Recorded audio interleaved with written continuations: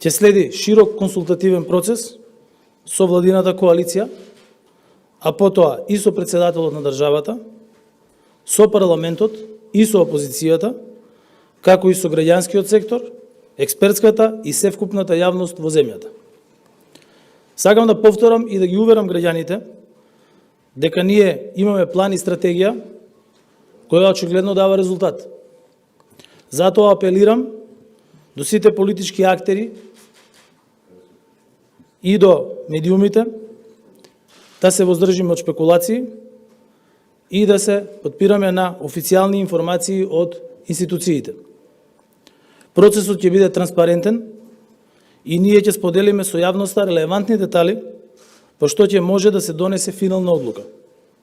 Како што ветивме, одлуката за нашата иднина ќе ја донесеме заеднички, мериторно, согласно стратешките интереси на земјата и на сите нејзини граѓани.